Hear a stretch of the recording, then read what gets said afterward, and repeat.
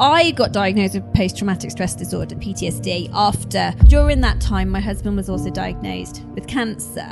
And just looking across those two different areas, realizing that although they're really different, the challenges, the mental health challenges are really similar. And, children are the best people in the world at being present. Like they are just in whatever they're doing. Yeah, they're not worrying about what's happening in the future or the past. They're just like immersed in their little world. Or you're anxious about anything is wanting to avoid the situation, wanting to avoid the thing that makes you anxious.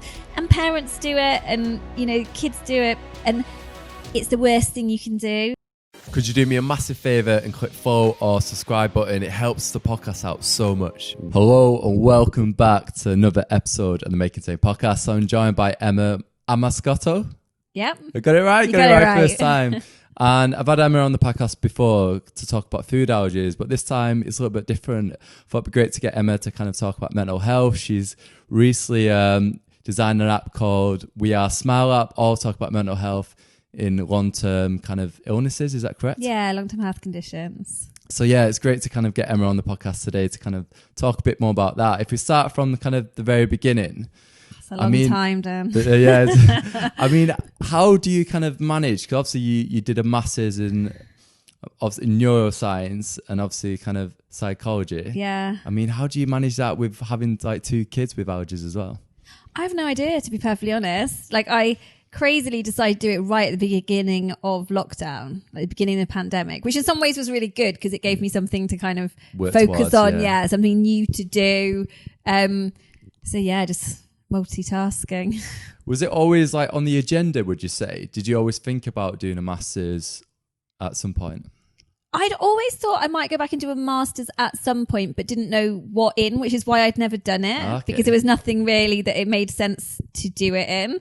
I was never thinking about psychology and neuroscience. That was never like on the table. So yeah, that literally came out of me deciding I wanted to do something off the back of, the allergies and wanting to do Smile. And that's what took me to do the master's. So the lockdown kind of give you that time then to just kind of really think about what was next, like that kind of next goal, or what is it you want to achieve? Yeah, I think so.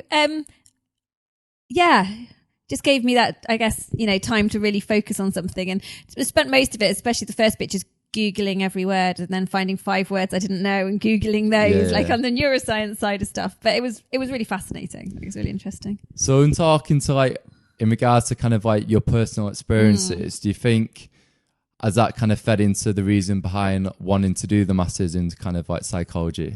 Oh, absolutely. It all grew out of that. Like it grew out of my, anxiety and my, post-traumatic stress disorder and all those leading me to go, wait, I can't quite find the right support I need here.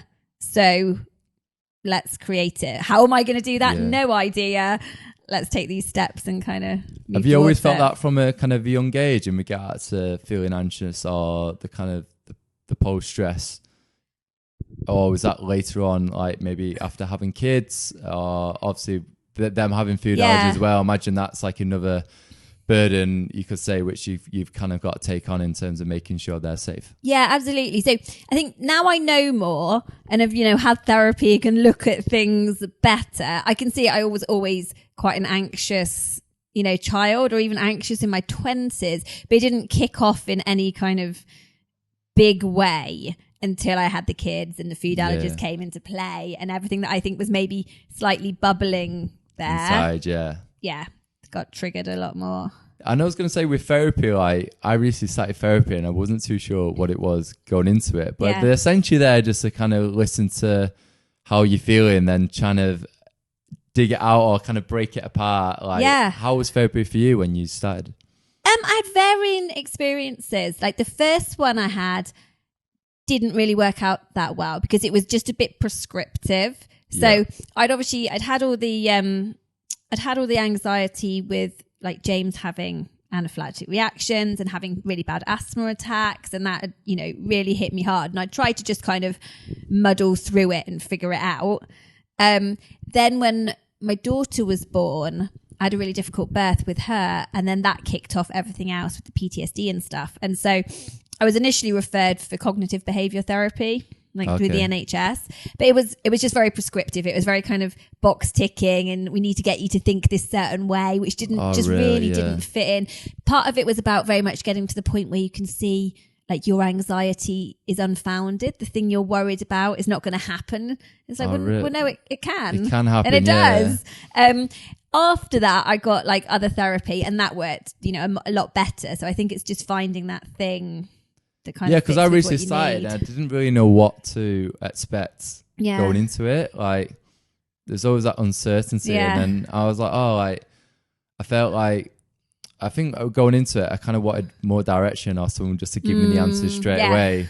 And it's not like that. No. Like, it's going to take a few sessions for them to kind of understand why do you feel a certain way. And then for me, like, I was just completely clueless, like, going into it. Well, I think you are, 'cause if you've never sat down and thought that way, and sometimes we actively try not to think about stuff as well, don't we? Yeah. And so then it can feel really uncomfortable to go in, and it feels, I do think it's probably like a huge generalization. It can feel quite un-British sometimes to go and like sit down and talk to someone about our problems.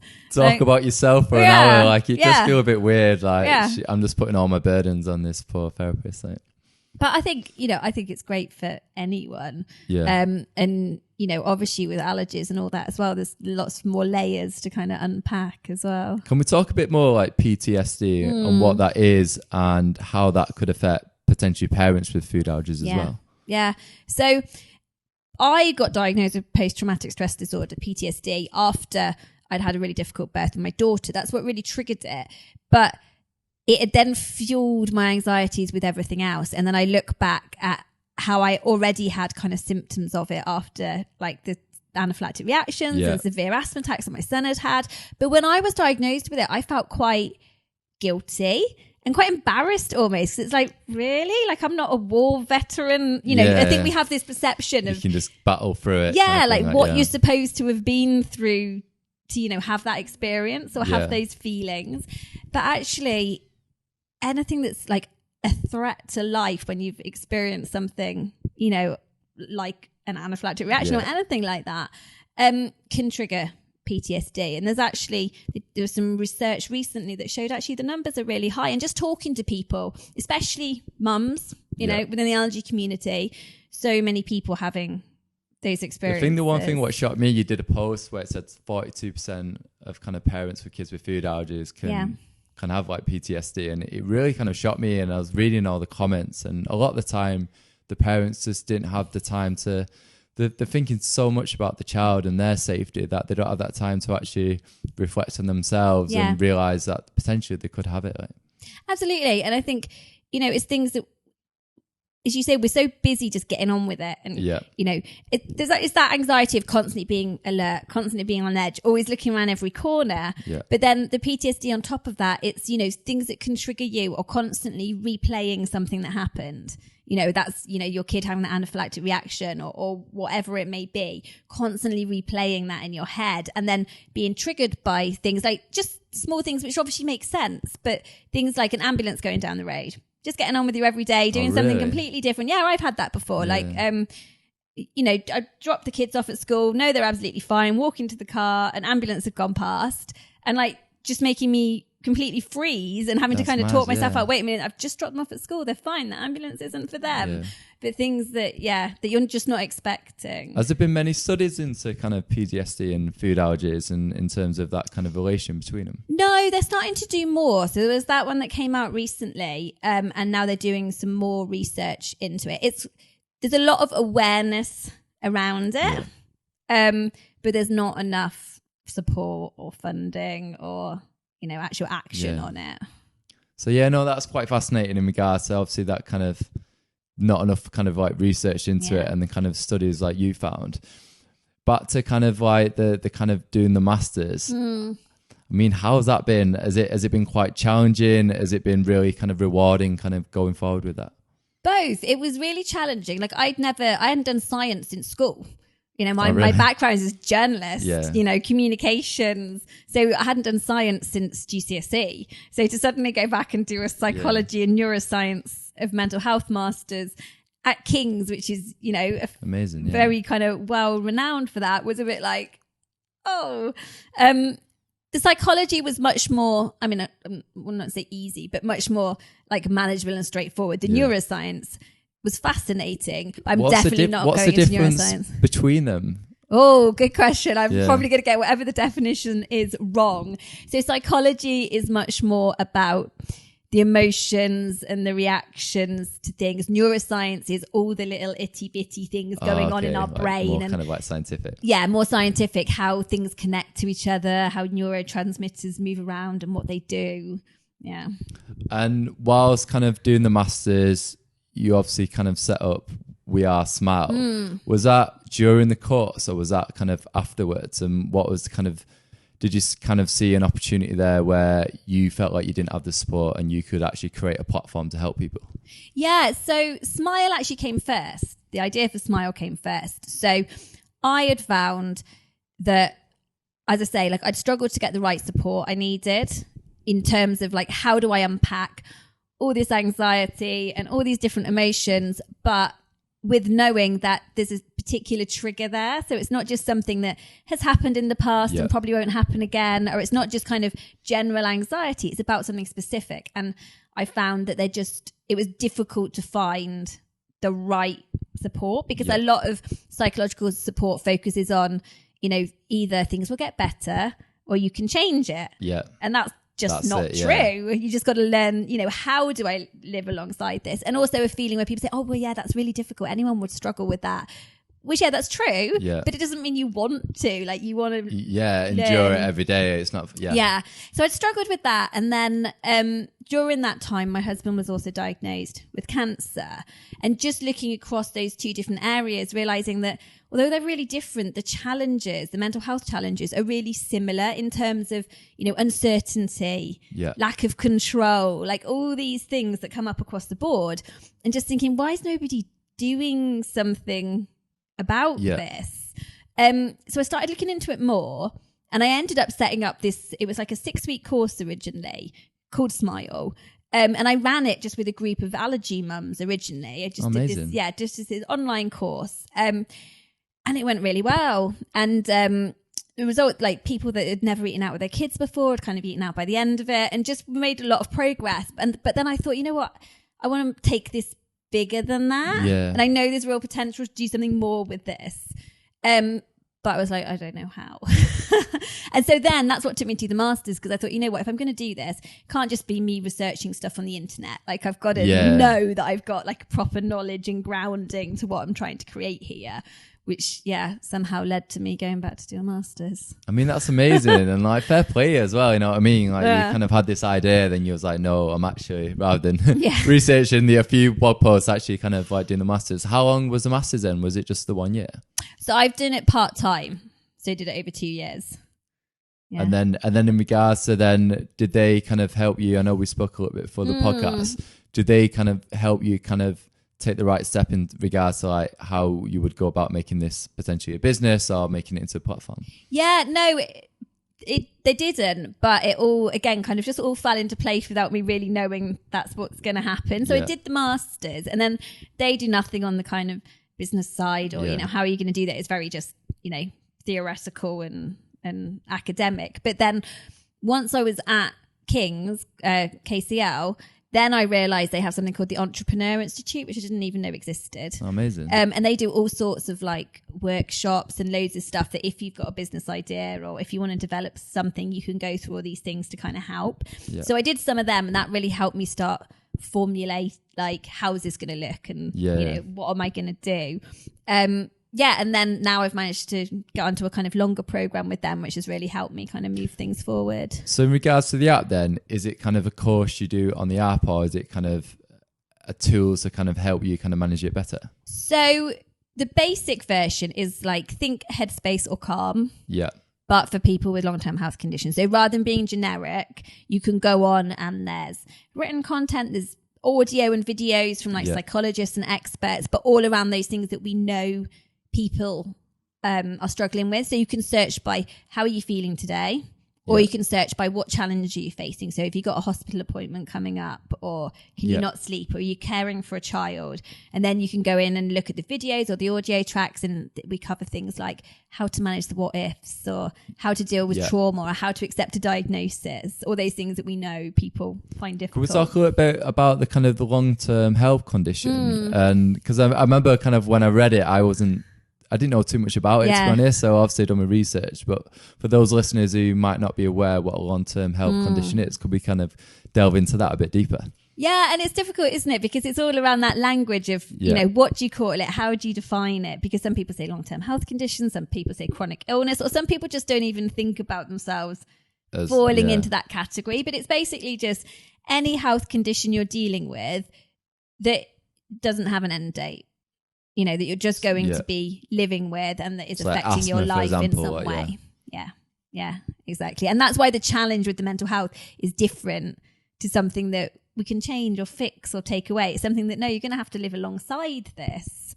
But how would you do that and still, you know, lead a good life? What would be kind of your goals then going forward over the next, like, you could say the next year or two in regards to the platform? Is it in terms of just like keep growing that kind of community and just kind of getting the word out there? Like, do you have kind of any kind of like missions which I've got so many missions, Dan, so many missions. In the short term, it's just build that, keep, you know, putting together really good video and audios, growing our expert list. We've got some great ones in there, but bringing some more in as well, and getting it out to more people. Are you doing it all on your own as well? Currently, yeah. So I've got someone coming on board with me very soon. Amazing. To do it, but up until now, it's just been me. That's really exciting.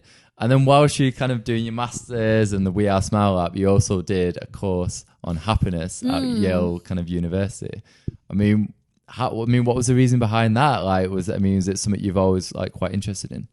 I don't know. I just saw it and thought, oh, that looks interesting. Basically, I think is how I ended up doing it. Just because I started talking more about mental health, and I just thought, God, that fits into that. Yeah. That so much, you know, we all want to be happy, and you know, part of the thing of Smile is that, you know, bringing smiles and joy and all that. I was going to say, is that how the kind of the name kind of went about in regard to calling the app Smile? So no, the way Smile started was me trying to find things that worked for me, basically. Yeah. So when I was feeling anxious or when I was feeling really high alert, like, how do I calm myself down? How do I get out of that moment when my head is just racing? And you always get told, you know, breathe, do your breathing, which can work really well. You know, it's really effective.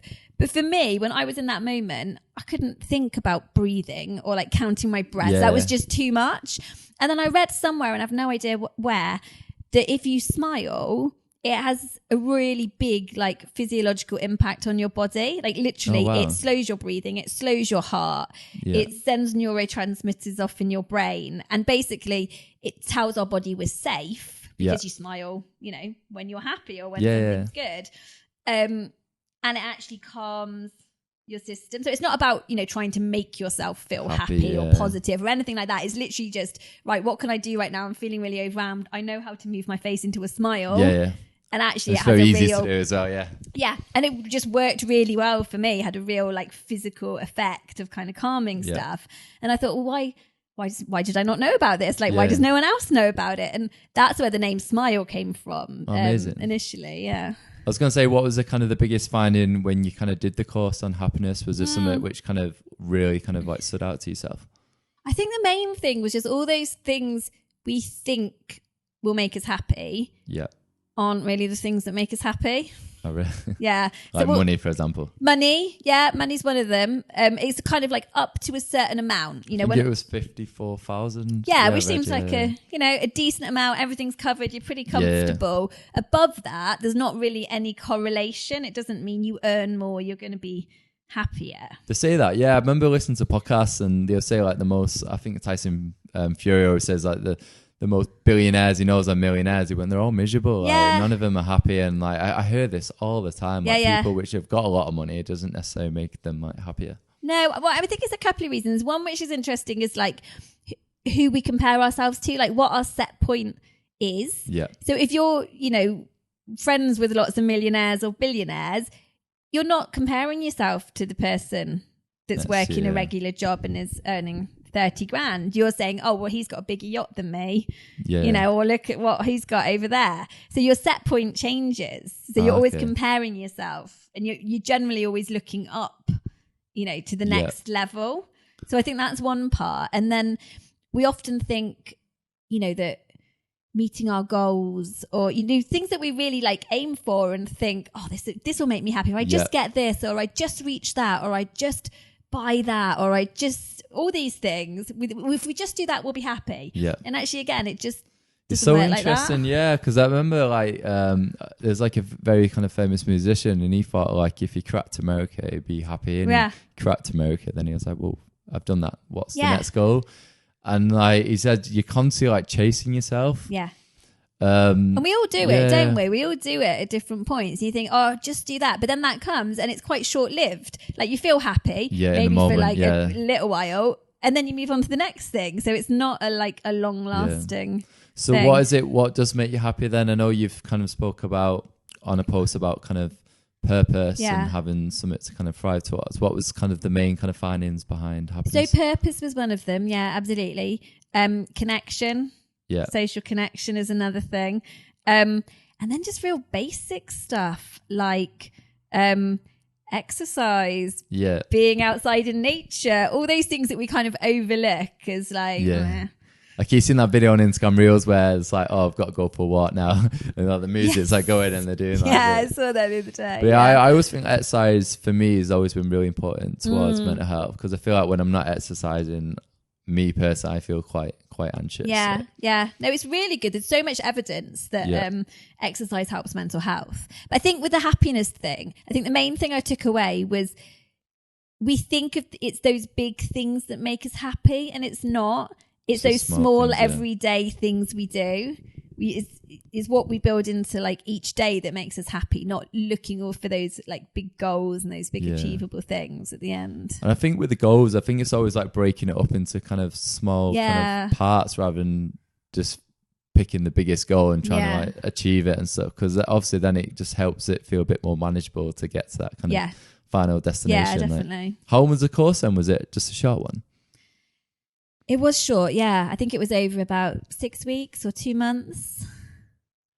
Yeah. But it was really interesting. Yeah.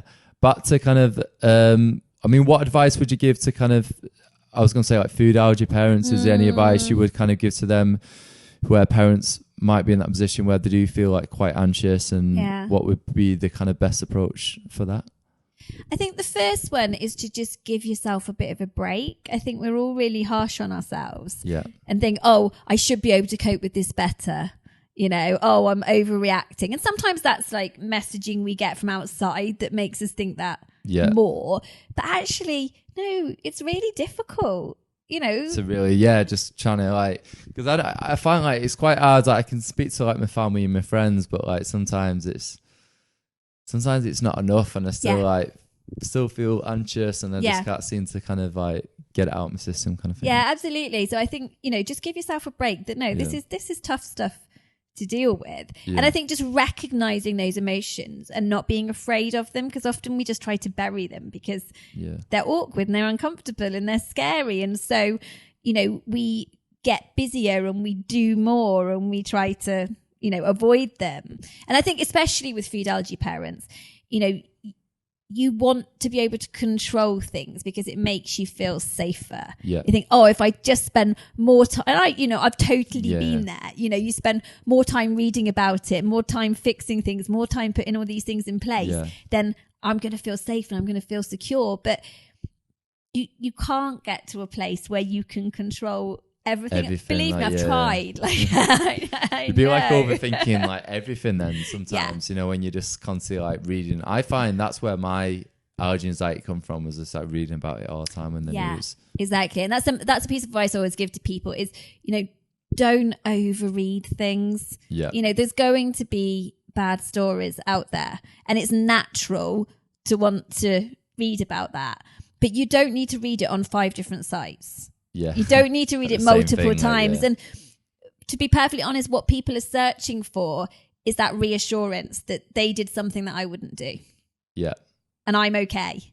you're not necessarily going to find that because you weren't in that situation, and we can't control it and we can't fix it. Yeah. So limiting your news intake is probably like really helpful. And I think sometimes like, I know like potentially some parents could like try and protect the kids too much, but then that carries that anxiousness over to then the kids with the allergies. So when they do go to uni, they could actually be like really, really anxious to eat out or kind of go out. Has it been really tricky trying to find that kind of balance where you kind of want to educate your two kids, but also give them the tools so when they kind of do take on that responsibility when they're older, that they will be confident about their allergies? It is hard, absolutely, because, you want to protect them. That's your role. That's your job, is to protect them. But then it's also your job to, prepare them for the world and let them go out there. I mean, to be perfectly honest, my son struggles with anxiety as well. Really? Around his allergies particularly. And it's really difficult to be able to work out how to help him navigate. I was going to say, as a parent, then what do you do in that situation? Because I get a lot of parents reaching out to me. Yeah. And I find it a really tricky one to answer because there's no like right or wrong answer. And then my anxiety might be very different to theirs. So, I mean, what advice would you give potentially to other parents out there where the kids could be suffering with allergy anxiety? I think the first one is to really help the kid properly understand it, because I think, again, we want to protect them.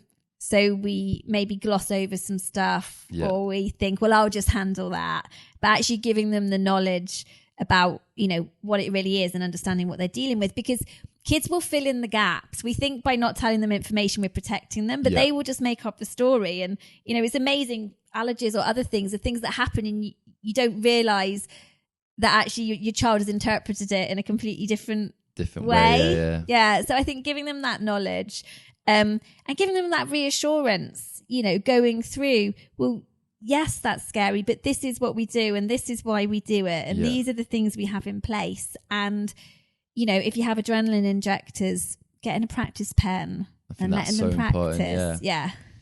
This podcast is sponsored by Food Llama. So I do my food shopping online on Asda, and it's like a Google Chrome extension. So you download it to Google Chrome, and all the products either have a tick or cross against it. So if it's got a cross, you click on the cross.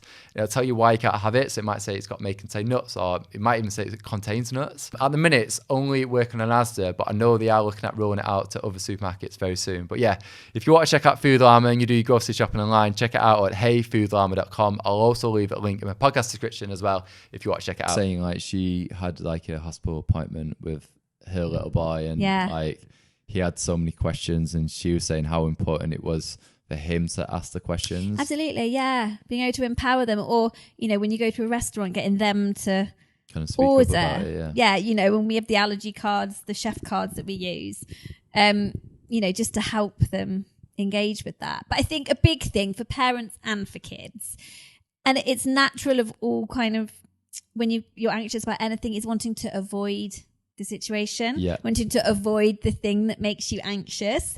And parents do it, and, kids do it. And it's the worst thing you can do. Yeah.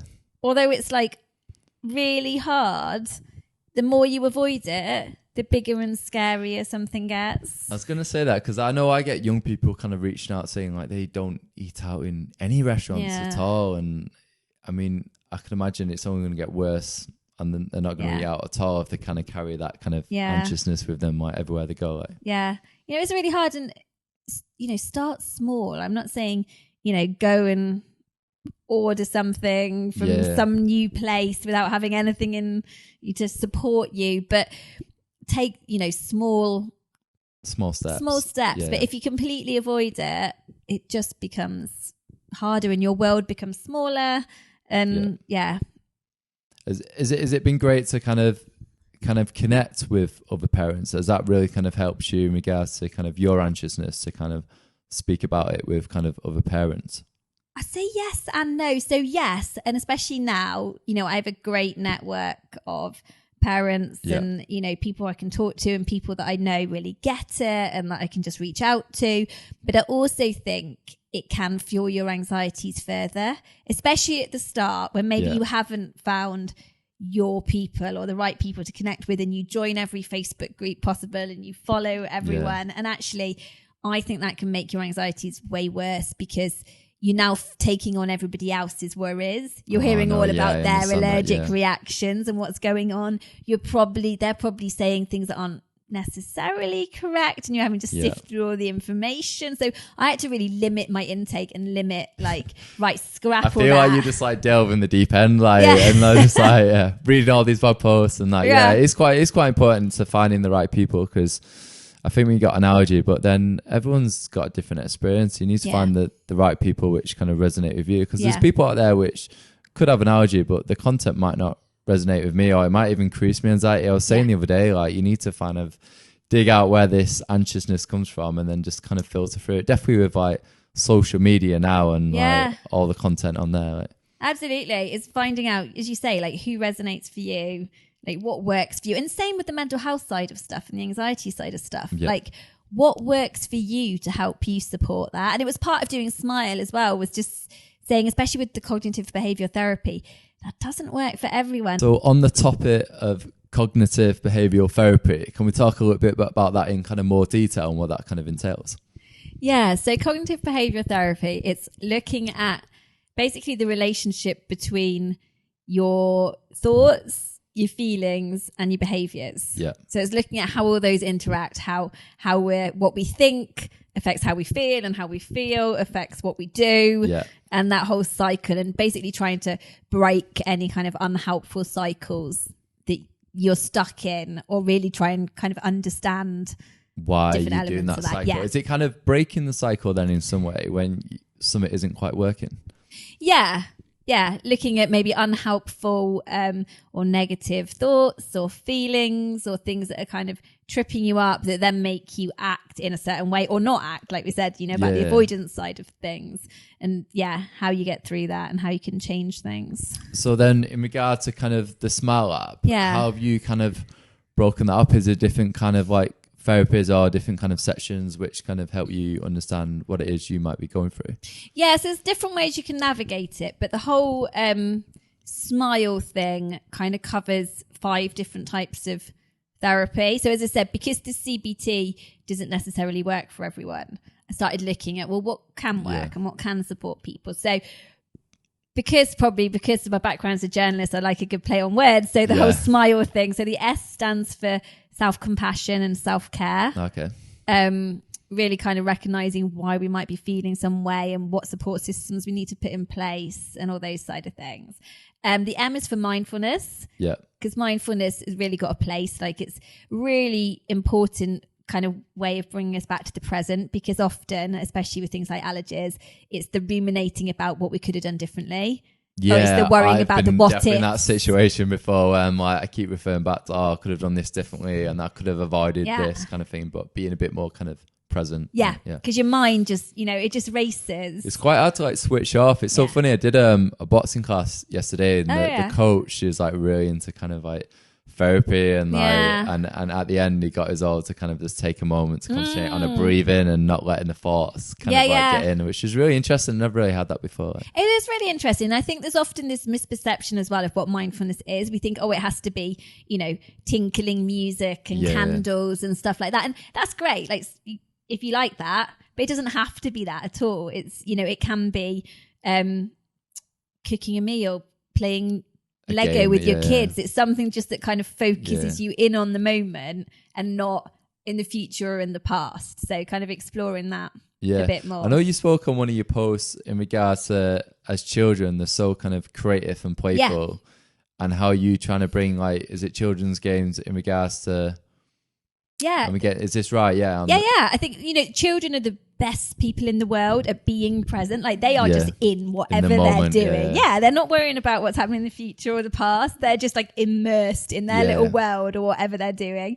So I think it's been a really good like way for me to learn, as much as I'm not very good at like playing dolls or getting into that zone, but trying with it. My daughter's all into like art and painting, which I've always thought I'm terrible at, and I'm really not very good at it, but I've just kind of embraced it, just the enjoyment of creating something or doing something. That's so important. Have you heard of Sir Ken Robinson? So he did a talk on TED Talks, and he was talking about how like schools are like killing creativity. Yeah. And now like kind of creative, like the arts should be as important as like your maths, science, Yeah, and English. absolutely. And, I was just talking to a friend about that the other day. Yeah.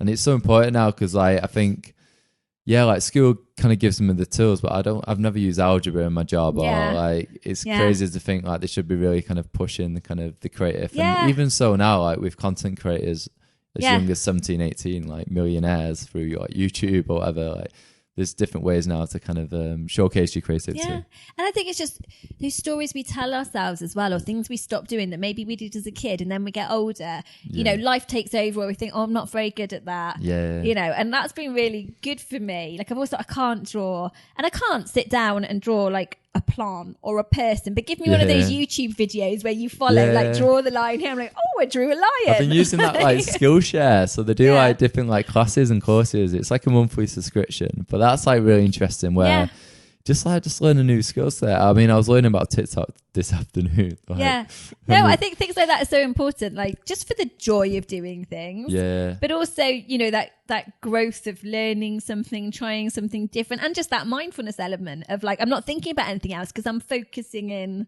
on doing that moment. I think lockdown really helped me kind of find that moment because I was doing like life drawings on like online on like a Zoom class, and we was like building like little clay figures and pottery, and like it really like took me out my comfort zone of stuff I've never done before. So that I think that for me that quite helped. Yeah, like, absolutely. More so boredom as well. Like, So I think just understanding what that mindfulness is and what works for you, because it's going to be different to, you know, someone else might really be into meditation and like that side of things, or, you know, whatever. So yeah, that's a really important element. And then the I is for investigate your feelings. So that's the cognitive behavior therapy thing of just giving you a chance to really explore, like, how am I feeling? Why am I feeling this way? How might it be changing my behavior? What can I do about it? That side of stuff. And then the L is for love and let go. And that's based on something called action and commitment therapy, which I didn't even know was a thing. Like I'd never heard of it. No, most people hadn't. I hadn't. And I started looking into like, you know, how do we support people with long-term health conditions? When you can't take something away, like how do you support their mental health? And I'd kind of said, oh, we need to do this and that and the other. And then someone was like, oh, well, that's action and commitment therapy. I was like, oh, it is? And then read this big book about it and was like, that's exactly what I was thinking, but I just didn't know it was a thing. So what is it? If you could break it down to the audience, like what is... So it's all about basically how do we accept whatever situation we're in. And acceptance can be really hard because sometimes acceptance feels like giving up or giving in, but it's not that. It's just saying... It feels like you failed. Yeah, exactly. Maybe, but actually it's just saying, you know, no, this is part of my life. Like, you know, how do I live alongside that? And it's also very values led. So it's looking at, okay, well, this is our situation, but within those parameters, what do we want our life to look like? What do we want to bring more of into our life? And I think that works really well for something like when you've got a health condition. It's not saying, you know, this is good or I like it or any of that, but it's saying, hey, this is here, but what do I need more of? You know, what do I want my life to look like? What can I reach out for? How can I think it's hard because people don't usually have the time then to kind of really think about it. And I think that's what therapy helps. It helps you kind of assess the situation. And I think a lot of people just are so, I don't know, in their own head. They don't have time to really kind of like get out their own head to assess like, are they happy? Is life going the way they want it, essentially? And it's really difficult to get out of your own head if you haven't got someone or something to kind of prompt you or know where to start. Like just sitting there and being like, right, I've got to get out of my own head. Like, you know, where do you start with that? It's so funny because the boxing coach was saying, like, I think he was saying that when he tries getting like young people to kind of do therapy or not, like calm, for example, where you just kind of like not think about your thoughts and think about your breath. And he said, he's like, I'm watching them, you can still see they're in their own head. Like, they're not like completely relaxing. Like, and no, it's so important. And I think it's hard now with probably like social media. Everyone's like glued to the phones, and absolutely, like you're on all the time, aren't you? Or you do this and you do that at the same time, and so you're constantly like go, and then that allows you like not to really think or connect with your feelings, because there's always a distraction, there's always something else we can be doing, so we don't have to sit with whatever that difficult feeling is or that uncomfortable thing. So I think just, you know, understanding that and exploring it. And then the final thing of the smile is E, which stands for emotional freedom technique, which again, most people have never heard of, but also called tapping. So if you heard of acupuncture, you know, acupuncture, where you put the needles. So it's based on the same idea as that you've got like these meridian points around your body, and in acupuncture, you put the needles in and it kind of like triggers blocked energy or different emotions. It's the same idea with this, apart from the fact that you tap the points rather than, so you don't need any needles. You tap them, and there's like different points around your head and your body. And then while you're doing that, you also kind of talk out loud the things that you're bothered about, the things that you're worried about. And so it kind of has two things. It has a real physical thing to do. But then you're also actually just getting out. Actually get it out, I know I've heard people tell me about this in the comments. I remember I talked about allergy anxiety and I heard of tapping before. And I was a bit really like it. Like it was after. So where do you tap? Is it just one specific point, or could it be on your head, or is it? No, there's how many points are there? There's like your head. It kind of goes like round your face, and then your chest and your wrist. I can't remember how many there are exactly, but it's all very like easy and accessible. But it was something when I was struggling, like I was dealing with the PTSD and the anxiety. I'd gone and had the therapy that hadn't really worked. And then I thought, I'm fine. You know, I'm fine. I'll get on with it. And it was probably about a year later, and I was in a hospital teaching a communications course. So nothing to do with actually being there for any medical appointment, and had a panic attack, like completely out of nowhere, and was like, maybe I haven't dealt with this. Like, maybe I need to find something else. Maybe I need some more support. And then it was my friend that introduced me to this idea of tapping. And I was like, sounds a bit woo-woo. Like, I'm not sure. If someone said that to me, I was a bit like, I'm not too, I was like, but at this point, I was like, yeah, sure, fine. Give it a go. And literally from the first session of doing it, like, it really helped me. And now you can do it like guided with people, or once you learn to do it yourself. I'll do it now often. Like if I'm going into something that makes me feel anxious, I'll kind of do it before, or I often do it either before bed, or if I wake up in the middle of the night kind of feeling anxious, just to kind of calm. And what's the technique called again for the tapping? Emotional freedom technique. Emotional freedom technique. That's quite interesting and stuff. Like, I mean, what brought on the panic attack at the time? Was it just did it just come out of nowhere? Or no, I was looking for the bathroom and I walked past the maternity ward. Oh, really? Yeah, I wasn't pregnant. I had no intention of being pregnant. No way. But just literally I walked past the maternity ward on the way to the toilet. Yeah. And it triggered everything back from my daughter, and I had a panic attack. Like, that's crazy. It's amazing how your brain, works and what it stores, and how just something completely... Is that like PTSD then, in regards to the flashbacks? Because I didn't know too much about it until I was reading into it before the podcast. So it could be them kind of like flashback moments which kind of trigger that emotional response. Yeah. And it's often either something like that triggers it, or again, when you're in like a calm space. So for me, it was often like when I was having a shower, because you've removed all distractions. You're now not on your phone, or you're not busying yourself with something. And in those quiet times, that's like the scary thing. I was talking to someone the other day who'd been struggling with different things, and saying they suddenly had some time to themselves. Yeah.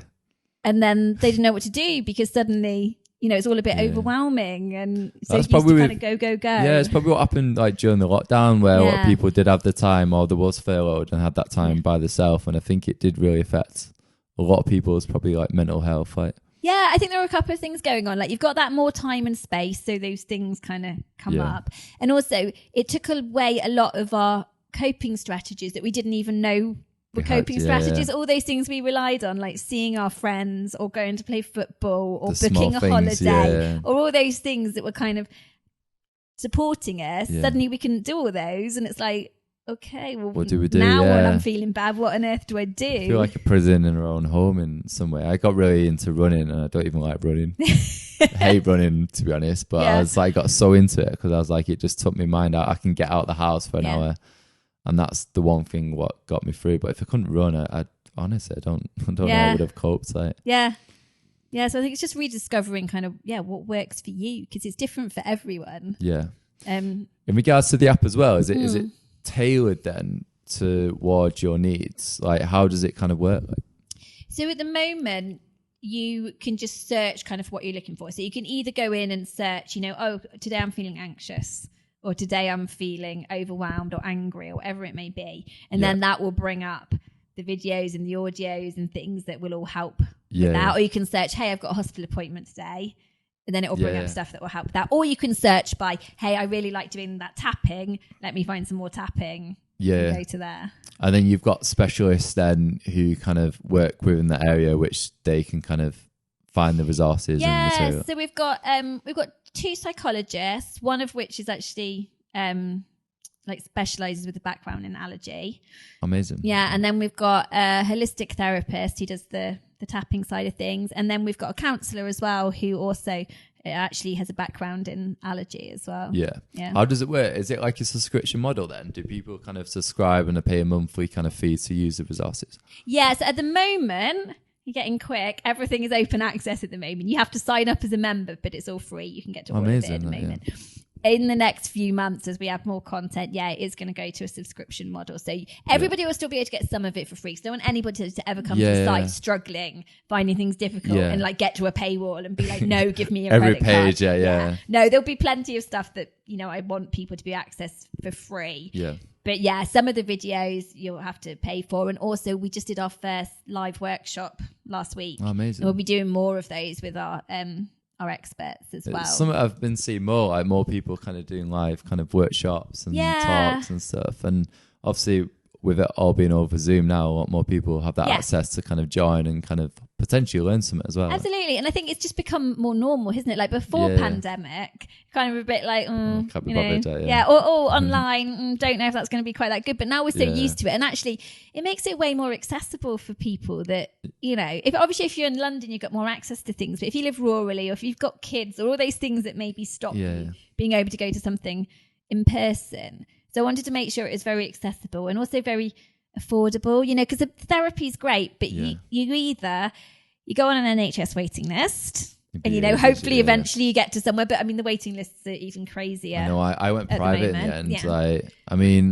I don't know. I found someone. I never really had the idea of going for the NHS for some reason. In my mind, I was like, I was always going to go private. And don't get me wrong, it's expensive. Well, that's the thing. It's a hell of a lot of money I pay each month. But then I think if it helps me in the long run, then it's worth every penny. It's absolutely worth it, and it's investing in you, in your future and all of that. But it is expensive. Yeah, and so being able to give people the option where they can, get a lot of that kind of insight without having to spend that. Though it is something we're actually developing at the moment as well, is a directory of experts you can book in where you can say, okay, I want somebody who understands allergies, or I want somebody that understands cancer, or whatever it is that you're dealing with, so that you can easily kind of find the person that matches with you. Yeah. So have you actually, I know I've been on your website, but you've got a physical app as well. So at the moment we've got, I think its technical name is a progressive web app. I'm learning all these techie terms now. So basically you can use it on the website and it's all set up, really intuitively to use. And then we've got it on the mobile version, which is much more app-like. We're working on the moment at the, what you call the native apps. So like the Apple and Android versions of it. I mean, how do you even go about that? I've always wanted to set up an app, but I don't really have a purpose. It's like, I could spend all this money building an app, but then it's like I don't have a subscription based model. I think it's worth it if you've actually got a model behind having to have an app kind of thing. Yeah, the techie side was tough because I'm not a techie person. I knew I was never going to build it myself, but I had to understand, what that looks like. So you didn't think about doing a master's and building an app? God, no. Technology just hates me. It would all just crash. So no, I basically found someone actually again out of the allergy world who had done their own app and their own work, and now runs a kind of consultancy doing it for other people. So amazing! So I brought someone else on board. Are you still doing your kind of food allergy book? No, it's still there because I can't. One, because I can't really part with it. And two, I mainly use it to Google my own recipes. Every time I go to make pancakes for the kids, I just go to my own website. One day I could just write them down, obviously, but no, I literally go back to my own website to look up chocolate cake. How did I make that? So it's still sitting there, but no, I kind of moved away from it for a couple of reasons, really. One, my mental health was part of it. I always think that. I always think, would I be less anxious if it didn't have me contain? And that's just me being honest. I think there's huge benefits of it because you obviously learn more and you connect with people and all those things. But I do think it also didn't impact me that well in terms of my mental health because you are talking about it all the time. And also, people are coming to you for advice and for answers and things like that. And I'm always happy to help. But I do think you're then, on that heightened I think there's only so much because I think sometimes like you can get like so many messages and it's like a lot of times like they're bringing their experiences and then putting that on you and it can be a bit much sometimes. And sometimes they don't even want an answer. It's just like, this has happened to me. I'm like, great, but then like then I'm you're taking on that burden. So it's a really tricky one I find, and I think sometimes I've got to be in the right headspace to reply to people, and I always try and respond to everyone. But my DMs, I think I said the other day, just they're stressing me out at the minute. They're just building up. Yeah, and I think you've got to give yourself that time off and to step away. Yeah, because I know I've kind of definitely took a step away at times where it just feels like it's all getting like a bit much kind of thing. Like, I think the other side of it was, not wanting the kids to be central to it or it always to be about allergies. I mean, obviously, their allergies aren't going away, so it's the allergies always going to be part of their life. Yeah. But I felt like, there's been some great benefits out of it for them. Like this year, they judged the Free From Food Awards. So they, got lots of Easter eggs turning up at their house. And, so there's been lots of, really positive sides of it as well. But part of it was, not wanting, it's kind of their thing rather than my thing. And how do you find that balance with I can give you some free products. So I've got Letsy's. Fair play to them. They sent me so many products, but I was like paranoid I'm going to get fat because they've got no calories and they're less than 100 calories. I'm literally promoting it for free. But when you eat like 5 in one day, then it's probably it's not great, is it? But I was going to say, obviously you published 2 books now. Yeah. Is your 3rd one on the way? And would you want to kind of share your kind of experience from what you learned from the Masters and Yale University and kind of package that up into a book, which potentially could be catered towards people with food allergies, but potentially not as well. Like, I think... One thing at a time, maybe. I'm sure there's another book in there. Like, writing is my, my thing. Yeah. With every, I'm doing all these other things, but writing is still my kind of core thing. Yeah. So I'm certain at some point I'll come back to it. I don't think it will be allergy specific. I think it will be like more on the mental health side of it. Yeah, there was a time when I was like, I could, do a 3rd allergy one. Maybe there's a cookbook in there somewhere, but no, there's not anymore. That's past. But I'm sure at some point there will be. I know. I've always thought I would love to do like a book. It was on my agenda. I have like 2022 goals. Yeah. And it was on the agenda, but it's not at the top of the priority list kind of thing. Like, I do like the idea. I mean, how did you go about finding a publisher? Is that through just connections? Yeah. So the first one was through connections. So they said my background's a journalist. Yeah. And then I knew another journalist that, worked for a publisher and kind of had the introduction and did it that way. If I did it again, I would have gone through an agent instead, but I didn't. We kind of did it directly with the publisher. Okay, that's interesting. So, and then the second one, because of my experience with the publisher, I decided to self-publish the second one, the kids one. Is that so I much did better? that. Yeah. It was different. It's different. You've obviously got more control over it. Yeah. But then you haven't always got, obviously the publisher takes on a lot of stuff that when you're self-publishing it, you've got to do all of those things. They're both very different experiences depending kind of which book was more how you want to do it. Was more which sold more, or which is the most popular? Would you say the first or the second? Oh, I don't know because the publishers the things they send you are so difficult to interpret in terms of like really how many you've sold where and whatever, whereas the second one I know like exactly how many I've sold and where. Now mainly I think the kids one sells more now, whereas the first one had a big surge to start with because it was do you come to like this is just me being chair. Do you get each month? Do you get money? Like, would you get like a bit of an income through the book sales? Yeah. So again, it's done differently with the publisher. They pay you in advance. So when you agree to write the book, they pay you an amount of money at that point. Yeah. So then you have to kind of earn it back, basically. So once you have to sell enough books that your commission covers the advance. So it's done in a slightly different way. And actually, when you work out how much you get per book, you don't want to work out how much you get per book. It's quite low. Whereas with the kids' book, obviously I had all the outlay of doing that. What happens if you don't hit the commission then, in regards to, say, if you sign up for, say, it's £10,000, but then you don't sell £10,000 worth of books, then? So as far as I know, in my one and in people I know, nothing happens. Like it's just a bit of a gamble. And some ones, especially people that have been paid really big advances, which I was not paid a really big advance, they don't actually ever expect them to kind of earn out the advance. So it just depends, kind of what the deal is. Whereas obviously the kids one was different. I had to fund it all. But then I get all the income from it. So no, it's interesting to kind of find out a bit more about that kind of thing. Yeah, because I think a lot of people would like to do a book. It's just like, where do you start? How do you do it? There's not too many in the Algiers. I think a lot of them, it's probably like more predominantly actually parents, to be honest. Like, but I don't know. It's been on me and gender at some point, but there's definitely a gap there. How many words do you need to? Is it like 50,000? I was going to say I think mine was either 50 or 75. I can't remember if it's 50,000. It's at least 50,000 you need, and that's a fairly small book. 50,000. At least 50,000. That's a lot of words.